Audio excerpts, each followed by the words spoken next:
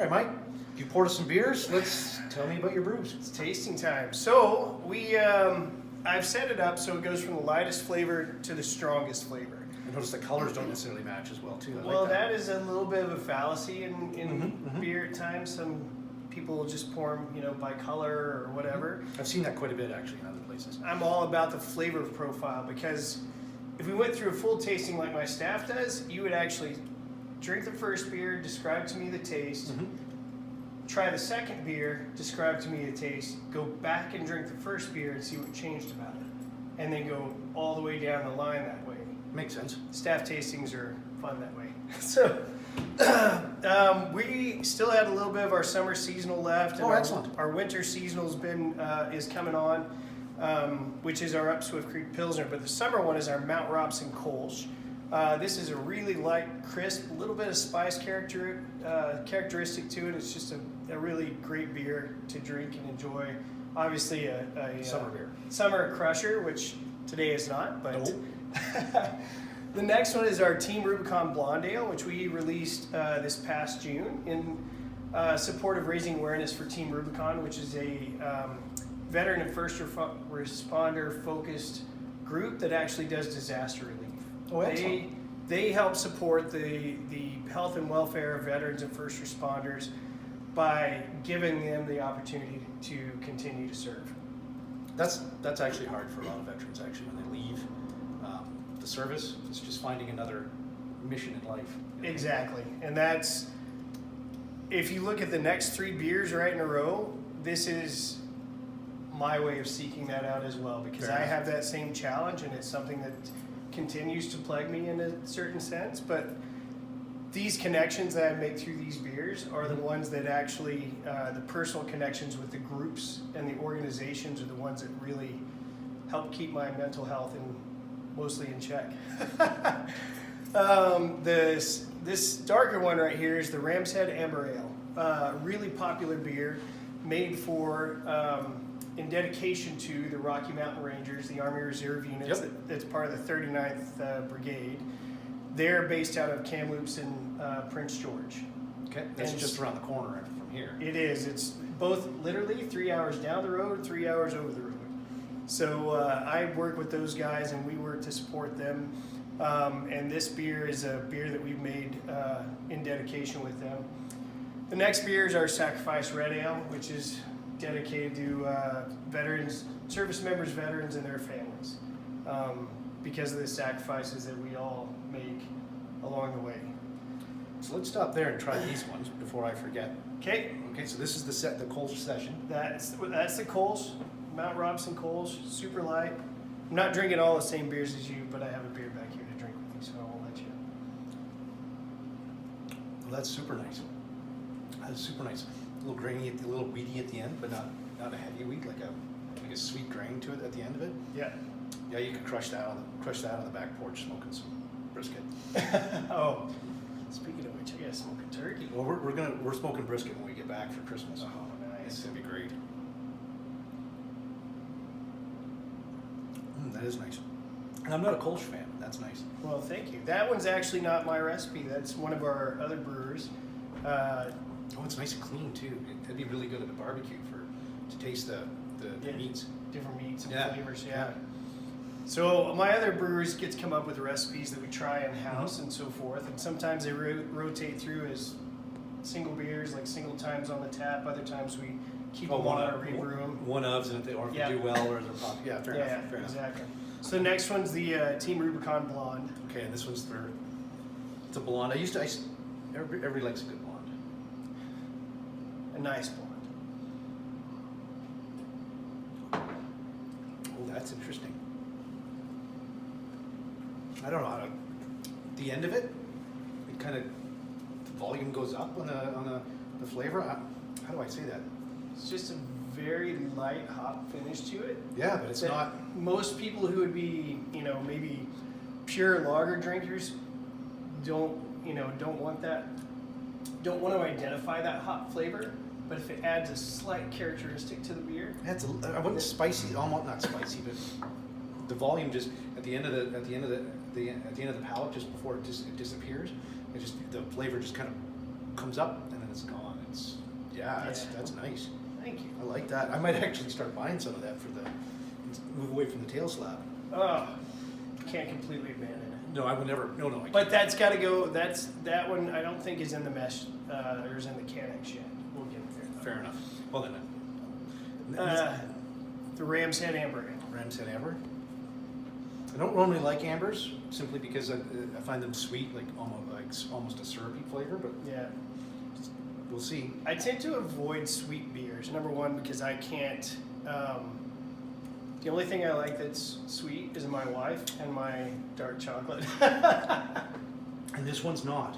This one has a bit of a caramely malty finish to it, but not overpowering like I find with a lot of ambers. That's actually, it's really clean. I like that. Thank you. Wow, you're gonna have to set up shop in Alberta. Come and hang out with me more often. That's good. Well, we're just a hop, skip, and a jump. Like You know, depending on the weather, there's some crappy weather here today. well, I like to say, we're in the middle of everywhere, close to nowhere. And this is our Sacrifice Red. Sacrifice Red. Yep. Okay. So that beer was one we came out with in our first year of business. We released that beer. Pretty much the order of March of release, we opened with a dark beer, a pale ale, and a pilsner, and then we came out with a tail slap and then the red. It's not like other reds.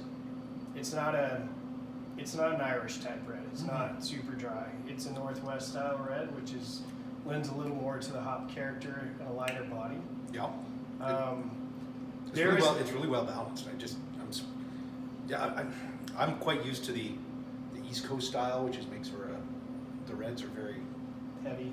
Yes. That's nice. Thank you. Yeah, I kind of I'm not big on heavy beers either. I like my beers moderately dry.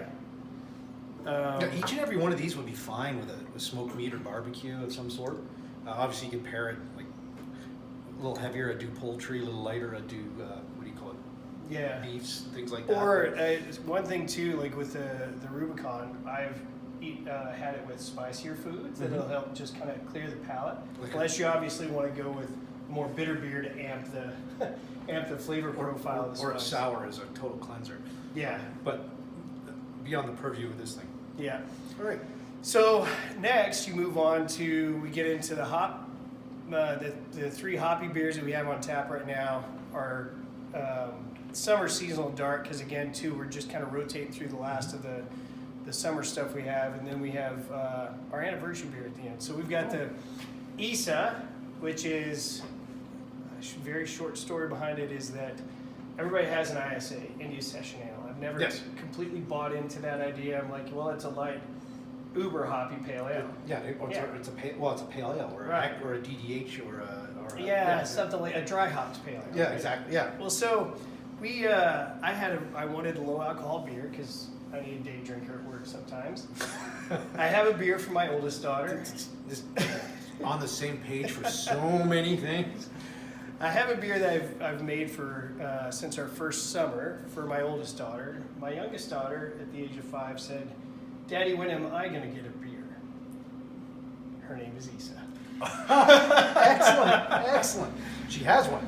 She'll have to wait a few years to try it. But exactly. Yeah. So you'll note there's actually no periods to denote an abbreviation on the cans themselves. Fair enough. That's what's awesome about that now.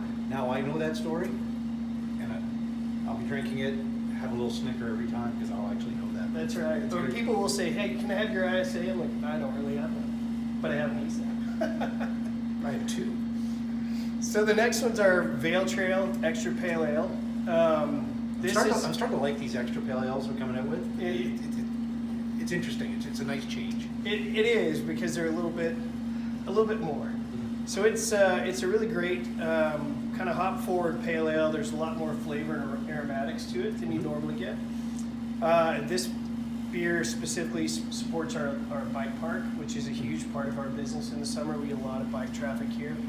And then our gold medal winning Tail Slap IPA, which we've reviewed before. I love. Everybody knows I'm an IPA guy. Yeah. And then our summer dark beer is our Swamp Donkey Brown Ale. I love that name, Swamp Donkey. People order it I have Budweiser drinkers who's like, oh, I want a Swamp Donkey. So the other one you got to come up with is the Cobra Chicken beer, Canada Goose. Yes. And then what was the other one? What's the other? Oh, Trash Panda, but the Trash Panda's already been. That's already taken. It's already taken. That one's already Cobra Chicken. Cobra Chicken. We're gonna work on that. And then finally, our one version of our 6th anniversary beer. Okay. So we just had our anniversary at the beginning of this month on the 6th. I saw that on the IG. Okay, and so we got creative. We took the first batch of beer that we brewed, because we always brew the first one in June. Okay. And it's always a big gravity beer. And this year we split it into 3 separate barrels. But Okay. because it's a really big beer, we do 3 batches through that little 300-liter brew house to do the volume of 2 batches. Okay. It's a bit miserable. We're gonna go look at it. Yeah, I'll show it to you once you actually you can make the visual connection.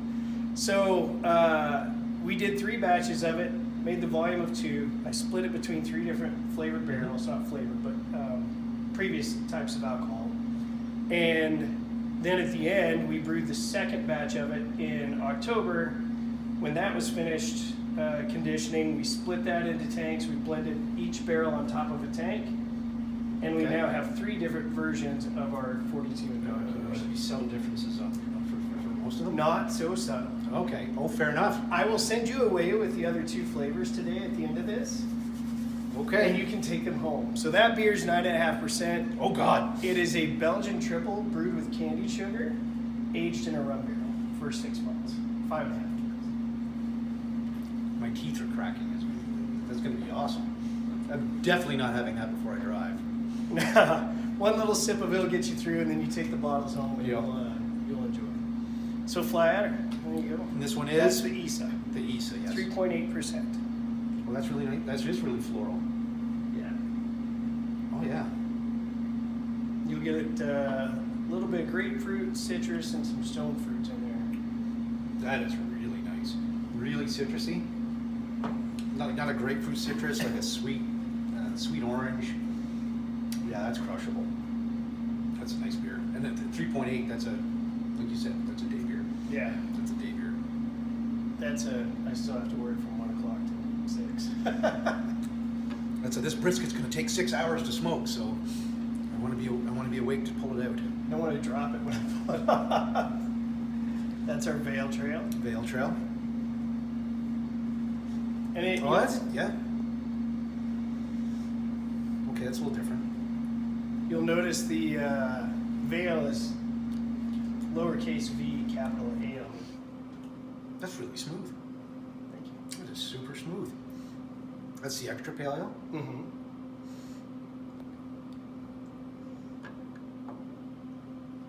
And Oh, that's tails that. I'll wait that one out just a second. Okay. so that's an American style brown ale. And again, not a fan of browns, but I come from the East Coast, so.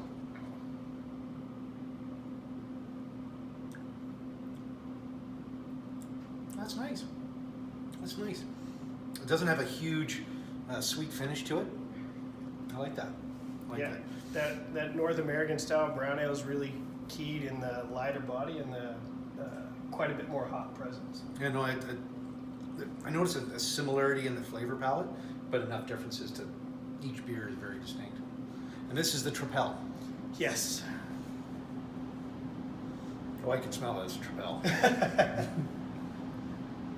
It's definitely there on the palate.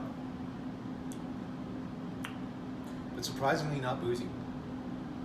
I know there's not a really boozy taste to it, but more of a wine kind of feel to it.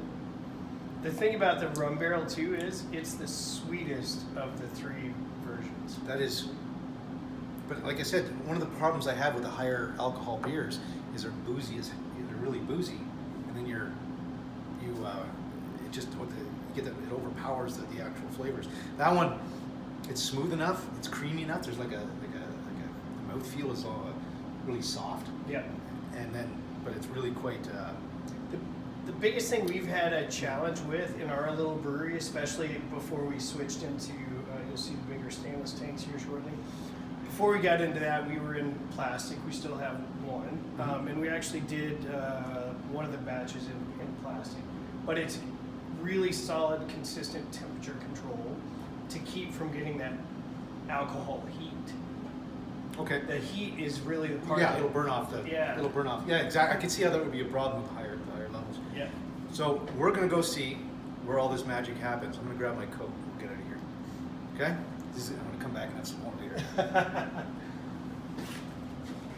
So this is where the magic happens. This is it. This is our little tiny brewery in the sticks. Tell me about it. So Doesn't look that tiny to me, but well, there's certain portions of it that are still the original size, which is our brew house. So we have an interestingly sized brew house that started out with an original intent of being a locals only brewery. If you look up there, that classic thing, which is our Grist Hopper now, that used to be a fermenter because we had 5 of those, and then one that was double size. So that was, we could brew a single 300-liter kettle's worth into that. Very quickly we outgrew that within the first 6 months of being open. And slowly, we slowly then started growing into bigger tanks and bigger tanks, and we added more, until eventually we ended up replacing all but one of our plastic tanks with these 12 hectoliter tanks. So nowadays, we take our... you should see these. Come here. Yeah. We now have 5 1,200-liter tanks. Look at all this. And 2 1,200-liter conditioning tanks, which is all supported by one single 300-liter brew kettle. 300 liters are finished batch size. The challenge is our mash tun can only do a 7% beer, like max, filled to the tippy top. And anything under 5.5%, we can actually do a high gravity beer on it. So you take the original recipe of the beer, amp it up to where it would be like if I took what should be a 5% beer, I can ramp that recipe up to what should be an 8%, and then just add water to it at the back end, and it dilutes those flavors back to what would be that 5% beer. Exactly. So we do, based on our space, in the summer at our max capacity, we do 3 or 4 brew days a week. A brew day consists of filling a single tank. So we brew either 3 or 4 batches, 3 days a week. That takes a few of those then. Yeah, so we fill this baby like for our IPA, which is our #1 seller. Tail slap. I love that beer. We take 4 brews to go through here. So the brew day is 16 hours. 2 brewers. First one starts at 5 a.m. Second one goes home at like between 10 and 11 at night, and has to prep for the next brew day at the end of that. So we fill up 3 tanks a week. We have 1 day for packaging, 1 day for keg cleaning, 1 day for transfers, and 1 day that everybody sort of gets the day off. So I should actually count myself lucky that on the base of the Canex in the officer's mess, I can get tail slap with regular. Guaranteed, because the Canex manager and I have spoken on a regular basis to make sure that we have it in there, and because I love my veterans. Eric and I talk a lot too as well. Okay, good. So let's go have a tail slap. Oh, we should have a tail slap. Shut her down.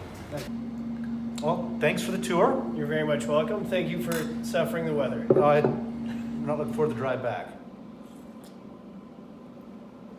Yeah, it's So good. Curious day. For those of you who don't know, we're drinking a tail slap. That's our standard, or my standard. Mine too, actually. So I noticed in the lineup we did, you don't have a sour. I don't. You see how tiny our production size is. Our first year anniversary beer we barreled it. I wasn't as educated on how to deal with barrels yet. And we carried over some of the yeast from the distilling and other process from the barrel back into our tanks, spread amongst all our tanks, into all our beers. And after like 6 months, we figured it out, and we had exploding cans. And so we actually went out and wrote checks to all our customers and bought beer back. And because of that, I'm extremely neurotic and hesitant. Actually, and what I'm waiting for is a brew house that's kind of built around the ability to do some souring and the actual production space. We have a very small expansion plan that we're working on right now. And then we are planning to expand off that should the sizing of everything work out. But in that expansion plan, we're going to create a little bit of space to do a small bit of barreling potentially, but at least a little bit of kettle souring, and then kind of go from there. So I know a few companies, beer companies that had some serious problems with cans exploding and things like that, and they're not in business anymore. So I can understand understand that. Our first anniversary beer, sadly, was a great beer, and I think we've identified about 5 or 6 bottles that survived to this date. They were stored cold. A few of mine weren't. Unfortunately, they got warm and the bottoms exploded off the bottles. That's how they just overcarbonated. And what happened was eventually they soured nicely. It was a great beer when it was soured. But the way the yeast carried over and carried into our other products, we had, it got bad enough to the point that by our second summer, I think it was, our first summer was 2014. By 2015, we actually dumped 6,000 liters of beer.